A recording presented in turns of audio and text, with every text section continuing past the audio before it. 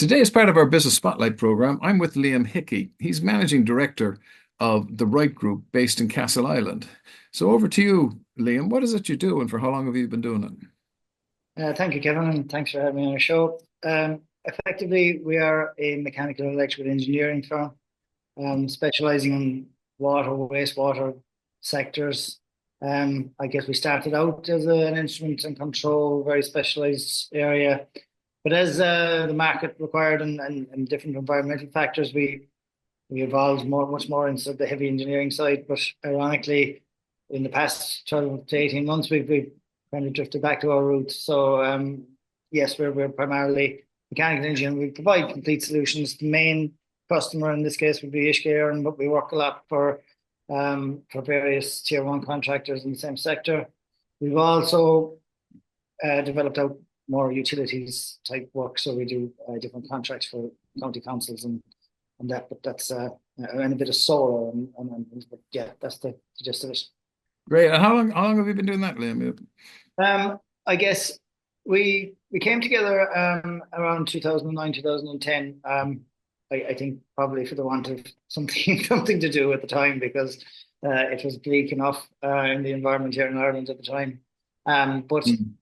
we look, I think that the two or three of us that got involved at the beginning probably had other projects going on just to try and survive financially ourselves until maybe 2013 or 14 when we focused in. I think the market changed a bit for us in the inception of Irish Water at the time.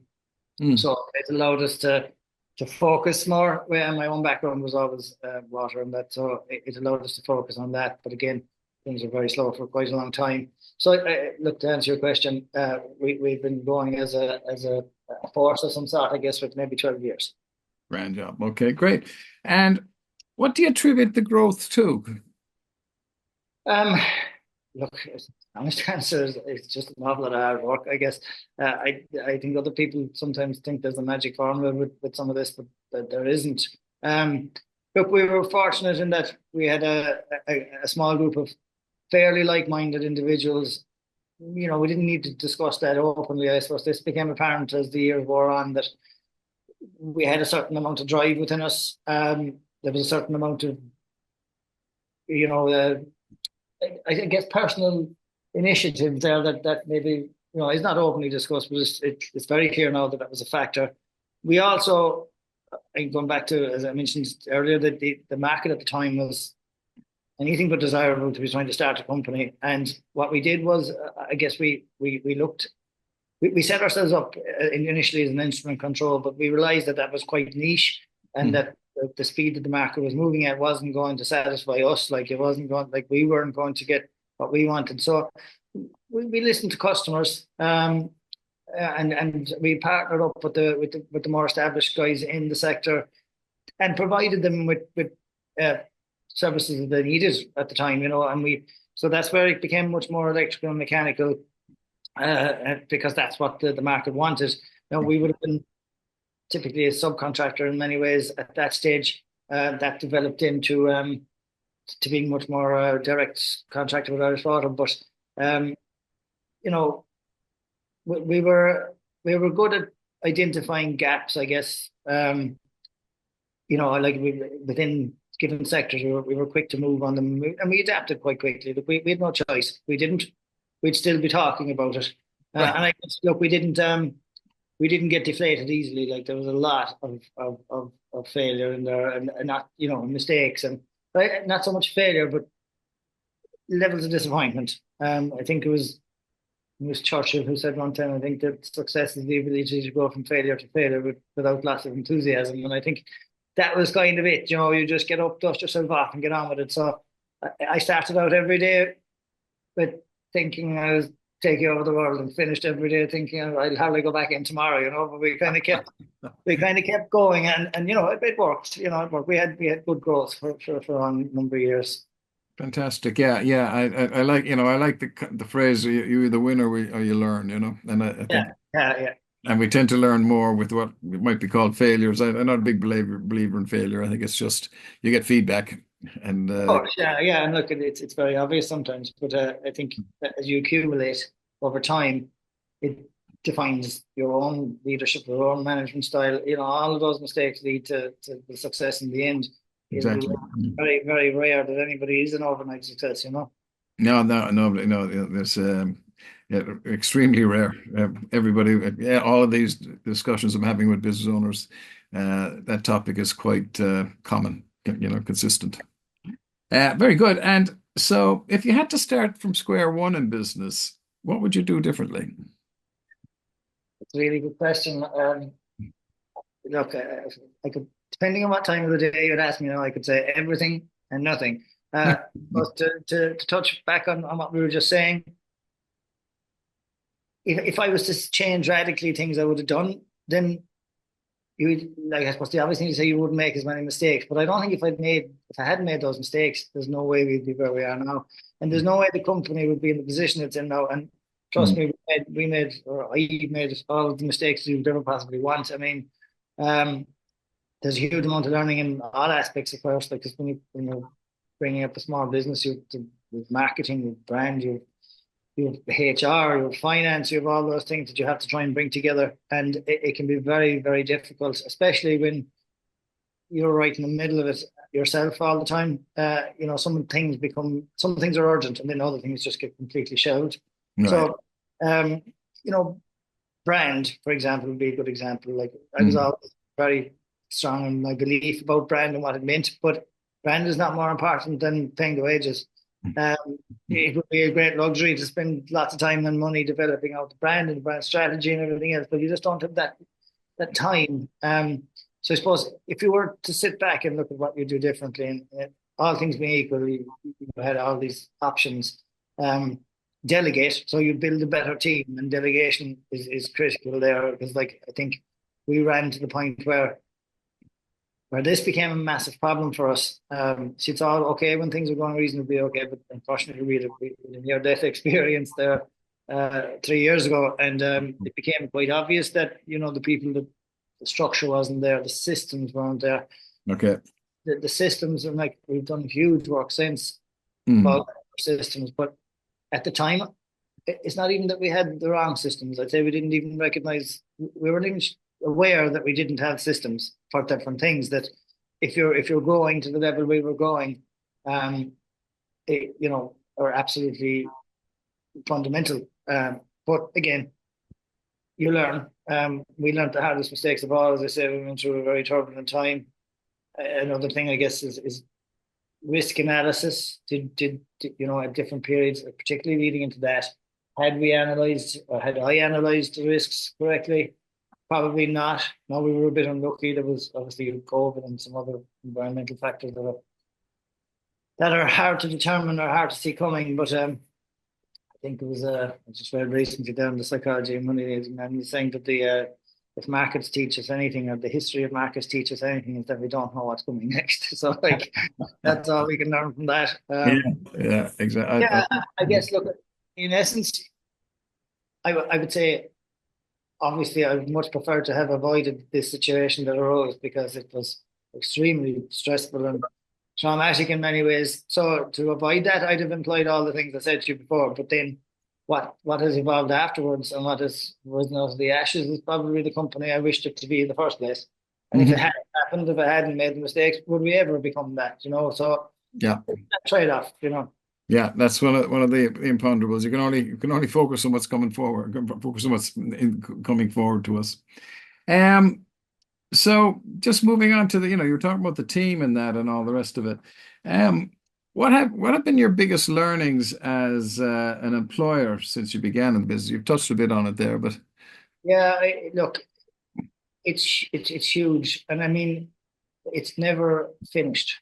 Um, the level of human psychology that you need to analyze when you're employing, like, we'd have, up to 80, 90 employees mostly, and then contractors and different elements of supply chain and so on. And I guess, look, one thing you learn is that everybody has a different requirement, and you can't, to use a GA phrase, you have to play the man or woman and not the ball. I mean, everyone requires slightly different management. So you can't, okay, you have certain policies and procedures within a company, but you can't universally apply something to everybody, because it just won't work, and you'll disenfranchise certain people. And I guess my own style is probably, to a certain extent, kind of I like to have a fairly decent relationship with employees and then try to understand what they're in, because it's not financial for some people. Everybody's complex. They have different, they're in different stages of that hierarchy of needs.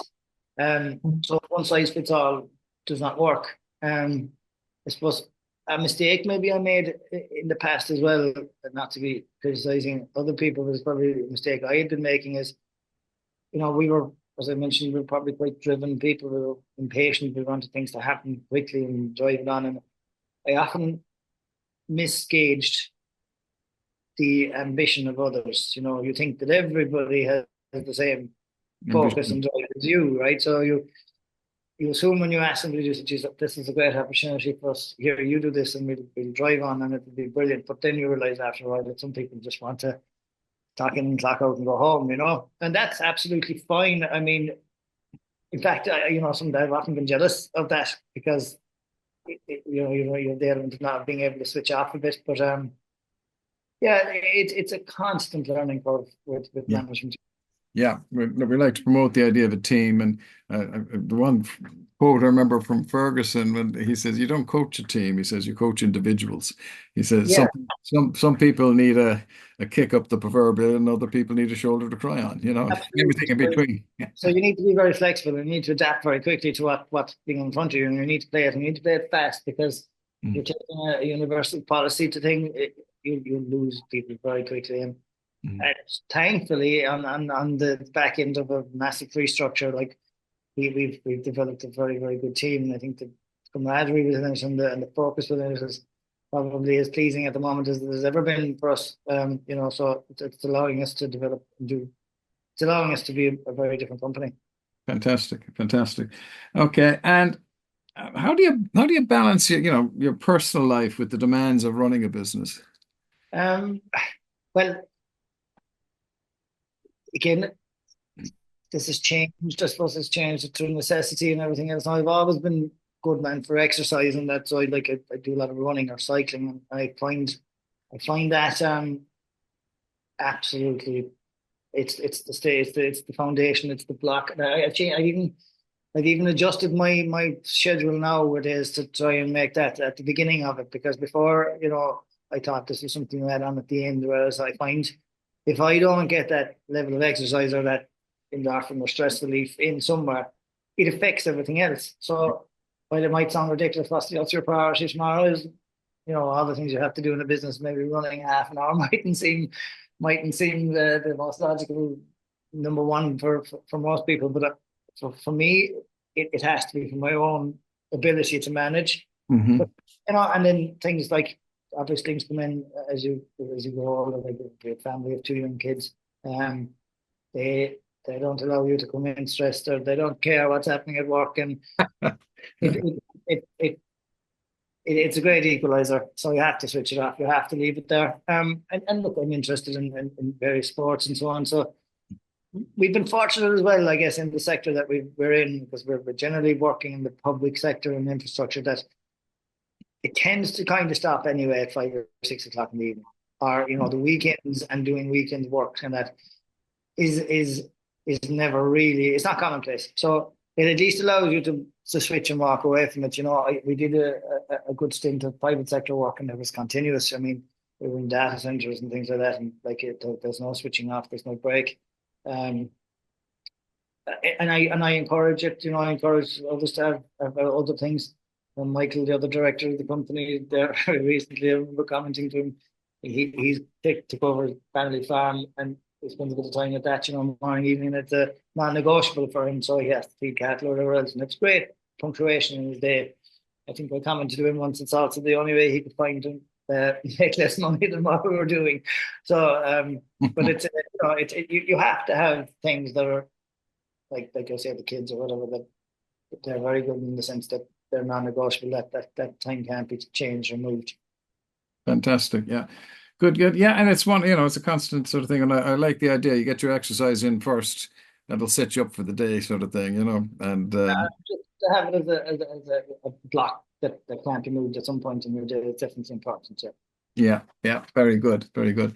Um, okay, and so again, going back to the employees or the team, what qualities do you look for in employees, and how do you foster a positive and productive work environment? Um, it's interesting.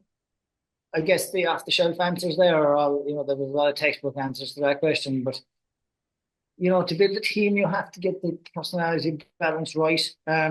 So I'm not saying they have to be similar interests or anything else, but a certain type of there's a personality fit when you're trying to build a team, that works, particularly in a management team. Um, I like people who display a bit of urgency. I wouldn't be around for my patients. So I suppose, when it's good to if you're working with somebody or you have a particular task, there's a bit of a reactive element in the to get it done. I don't tend to micromanage people, so I like them to have their own initiative. I have no desire.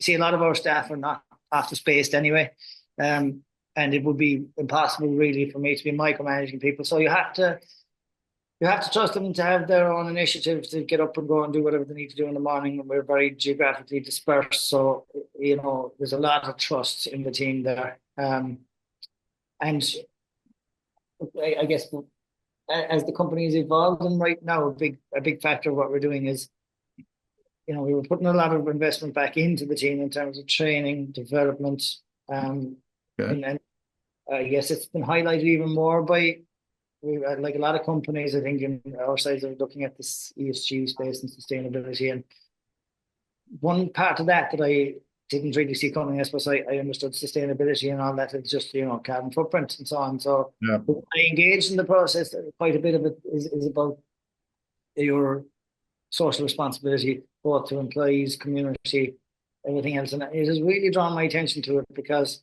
um, I think the idea of continuous learning and people showing the initiative to do that, or at least offering it to them, I think it creates a, a loyalty to the company and a loyalty to the individual. It's probably very helpful for staff retention, but it Yeah. also, it's also very rewarding. I mean, people forget, because we go through a period of our life and after spending so long in school and so long in college that the last thing I want to do is get back in learning. But I myself are doing different things recently and I find it very rewarding. And we'd like that. I'd like that to be, a gift back to the employees as well. I think it engages in both directions. It can't be just one direction. Yeah, yeah, absolutely. The I know Brad talks about, people were saying to him, "What if I train them and they leave?" And he says, "What if you don't and they stay?" Yeah, yeah, I hear what he's saying, and I suppose one of the challenges for us has been communication. Oh, We've done a lot of things really well that I'm pleased with in terms of systems and so on, but I think the last piece I'm trying to get at is communication. So we've been working hard on initiatives around that. I mean, particularly challenging in our case because some people they're not in the office. I don't get to meet them all. There's a certain cohort of people I meet an awful lot of the time. There's others I don't meet, mhm. very infrequently. And we've beefed up things trying to get popular newsletters and behave like a much bigger company. Whereas these things were always, I suppose, I would have like if I walked in 5 years ago and there was lads inside working in a newsletter instead of doing a tender, I'd freak out. So that we've worked, but it's amazing how important it is and how much it means to people. And like we engaged in an appraisal system and so on there as well, just to get a lot of feedback from like appraisals isn't from my perspective, the appraisals isn't for me looking to beat them with a stick. Like it's actually quite the other way around. I'm trying to I'm trying to glean information about what their view of our management style is or what the company could be doing better and all that. And one of the things that kept coming up was communication and maybe something like a newsletter would help. So we're putting a lot of work into that. And Good, good. Yeah, it's one I come across a lot from smaller. This company is small enough, 5, 10 employees. Communication doesn't come up, but as you get bigger, yeah, definitely becomes more and more. And I've done but some. yeah, a little bit remiss of myself as well in a way that I probably hadn't recognized it so much, because I know all the things that are going on with them. I assume that they know everything that's going on with me or the company or with each other, which is, of course, if you sit back and think about it, impossible.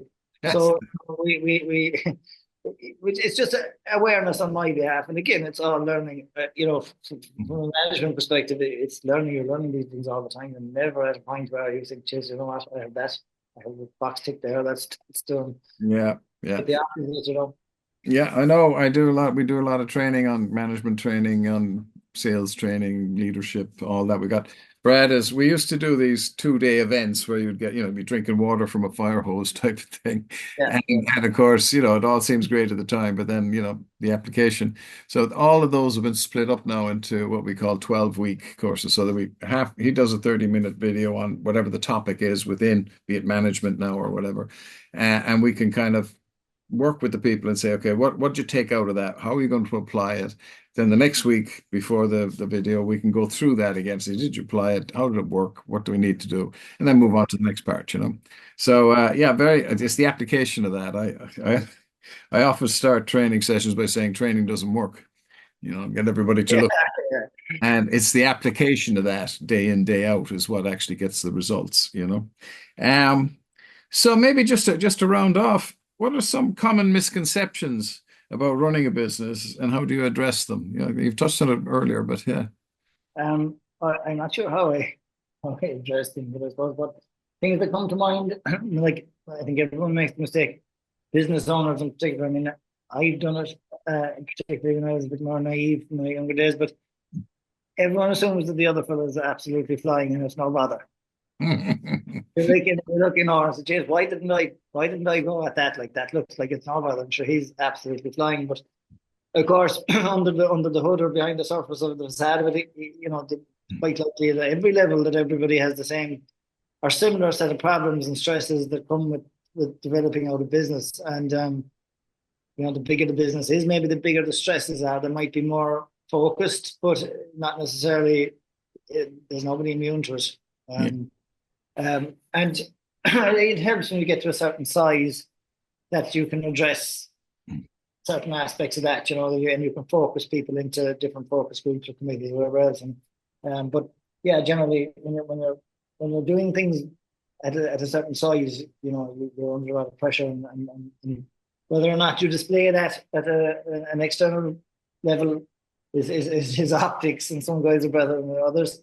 Um, I guess another one that people often think is, oh, you're the boss type of thing, or you just must be great, you can do anything you like, or you've loads, you've loads of people working for you. But the reality is that quite often you find you're working for them as much Yeah. as, because you have a huge amount of responsibilities, the stuff that has to get done, and, without doing it, the whole thing falls apart. So it's that dynamic, or that you can take time off. I mean, I get it at home like everybody else is. Sure, why can't you take a half a day off to do something? You're the boss, but like you do have a huge amount of things to do and responsibilities to people, all the stakeholders at various levels. So it's not just as straightforward. I think people often overstate the benefits that might come with being a manager or a business owner. I don't think they're clear. People don't see you sitting at home at 10 o'clock at night trying to figure out different accounts or different contracts, and that can be a misconception. Yeah, yeah. Listen, there's a whole bunch of stuff in there, Liam, for our viewers. I really appreciate you taking the time out today to chat to us. And we wish you all the luck going forward and further growth and maybe cut down on the stress a bit as well. Yeah. Yeah, no stress is the matter. We've been through enough of it. So, yeah, we're very, very careful about stress management in the company now, I can assure you. Great, great, great, great talking to you today, Liam. Evan, thanks so much for having me. It's been a pleasure.